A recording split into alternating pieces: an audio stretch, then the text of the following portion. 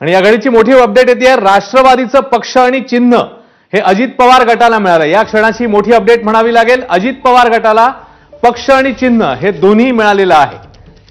या घडीची अत्यंत मोठी बातमी, या संदर्भातला निर्णय जो आहे तो प्रलंबित होता आणि अजित पवार गटाला हे पक्ष आणि चिन्ह हे दोन्ही मिळालेलं आहे।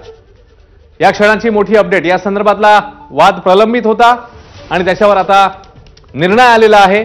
अजित पवार गटाला पक्ष आणि चिन्ह हे दोन्ही मिळालेलं आहे। या घडीची अत्यंत मोठी अपडेट। निलेश बुधावले आपल्याला ताजे अपडेट देतील। निलेश, नेमका निर्णय काय झालेला आहे, काय अपडेट्स आहेत? अश्विन, मागच्या जवळपास 1.5 ते 2 महिन्यांपासून राष्ट्रवादीचं पक्ष आणि चिन्ह नेमकं कुणाला मिळणार या संदर्भातली मोठी उत्कंठा होती। आता मात्र निवडणूक आयोगाच्या वतीनं पक्ष आणि चिन्ह हे अजित पवार गटाला मिळाल्याची माहिती एबीपी माझाला विश्वसनीय सूत्रांना दिलेली आहे। अगदी काही वेळातच निवडणूक आयोग या संदर्भातलं उत्तर देखील दाखल करणार आहे। मात्र या घडीची ही एक मोठी बातमी म्हणावी लागेल। खरं तर प्रत्येक मंगळवारी अजित पवार गटाच्या आमदारांची सर्व बैठक असते।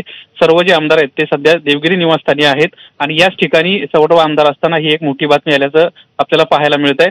सध्या पक्षाचे जे कार्याध्यक्ष, महाराष्ट्राचे प्रदेशाध्यक्ष आहेत सुनील तटकरे, ते देखील दिल्लीमध्ये आहेत। शरद पवार गटाचे देखील राष्ट्रीय अध्यक्ष शरद पवार हे दिल्लीमध्ये आहेत। असं सगळे घटना घडत असताना पक्ष आणि चिन्ह नेमकं कुणाला मिळणार हा एक महत्त्वाचा प्रश्न होता, कारण राज्यसभेच्या निवडणुका आलेल्या आहेत। तत्पूर्वीच एक महत्त्वाचा निकाल आता अजित पवार गटाच्या वतीनं अजित पवार गटाला मिळाल्याचं आपल्याला पाहायला मिळतंय। पक्ष आणि चिन्ह हे मागील अनेक दिवसांपासून कुणाला मिळणार ह्या संदर्भातली उत्कंठा होती, आता ती पूर्ण झाल्याचं पाहायला मिळतंय।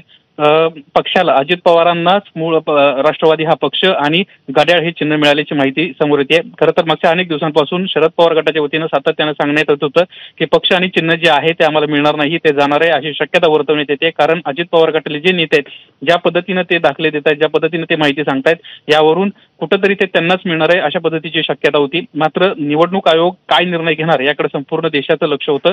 निवडणूक आयोगाचा हा महत्त्वाचा निर्णय आणि निवडणूक आयोगानं हे जाहीर केल्याचं आपल्याला आता समोर आल्याचं पाहायला मिळतंय। अश्विन, निलेश, या निर्णयाचे येणाऱ्या काळामध्ये काय नेमके परिणाम होऊ शकतात? शरद पवार गटासाठी हा किती मोठा धक्का आहे?